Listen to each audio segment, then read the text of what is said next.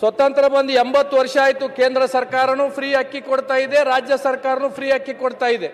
ಇವತ್ತಿಗೆ ಅಂತಂದ್ರೆ ನಮ್ಮ ತಾಂಡಗಳಿಗಾಗಲಿ ಗ್ರಾಮೀಣ ಪ್ರದೇಶಕ್ಕಾಗಲಿ ಮಳೆಗಾಲದಲ್ಲಿ ಬೇಸಿಗೆಗಾಲದಲ್ಲಿ ನೀವು ಕೊಡ್ತಕ್ಕಂಥ ಫ್ರೀ ಅಕ್ಕಿಗೆ 50 ರೂಪಾಯಿ 100 ರೂಪಾಯಿ ಆಟೋ ಅಂತಂದ್ರೆ ಗಾಡಿ ಖರ್ಚು ಮಾಡ್ಕೊಂಡು ಅಂತಂದ್ರೆ ಗ್ರಾಮಗಳಿಗೆ ಹೋಗ್ಬೇಕು ನಾವು.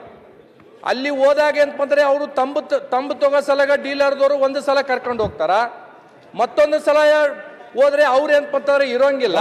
ನೀವು ಕೊಡ್ತಕ್ಕಂಥ ಫ್ರೀ ಅಕ್ಕಿಯಲ್ಲಿ ಅಂತಂದ್ರೆ ಎಷ್ಟು ಸಲ ನಾವು ಡೀಲರ್ ಹತ್ರ ಹೋಗ್ಬೇಕು?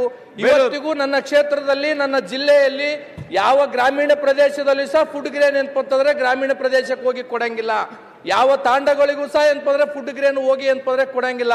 ನೀವು ಸರ್ಕಾರದ ಆದೇಶ ಇದೆ 100 ಕಾರ್ಡ್ಗಳಿಗೆ ಅಂತಂದ್ರೆ ತಾಂಡ ಅಟ್ಟಿ ಗೊಲ್ಲರಟ್ಟಿಗೆ ಮಾಡಬೇಕು ಅಂತ ತಿಳ್ಕೊಂಡು ಬಹುತೇಕವಾಗಿ ನಮ್ಮ ಜಿಲ್ಲೆದಾಗ ಯಾವ ತಾಂಡಗಳಿಗೂ ಅಂತಂದ್ರೆ ಫುಡ್ ಗ್ರೇನ್ ಅನ್ನ ಕೊಡಂಗಿಲ್ಲ.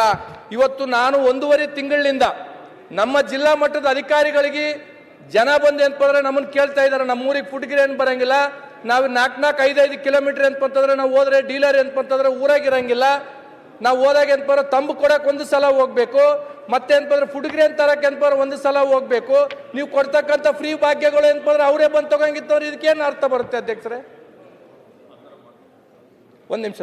ಆಮೇಲೆ ನೀವು ಹೇಳಿರ್ತಕ್ಕಂಥದ್ದಿದೆ, ಹೊಸ ರೇಷನ್ಗಳನ್ನ ಕೊಡ್ಬೇಕಂತ ತಿಳ್ಕೊಂಡು ಹೇಳಿರಿ. ಇವತ್ತಿಗೂ ನಮ್ಮ ಜಿಲ್ಲೆಯಲ್ಲಿ ಹೊಸ ರೇಷನ್ಗಳು ಕೊಟ್ಟಿಲ್ಲ. ಉತ್ತರ ಕರ್ನಾಟಕ ನ್ಯೂಸ್, ಇದು ಕನ್ನಡದ ಉಸಿರು.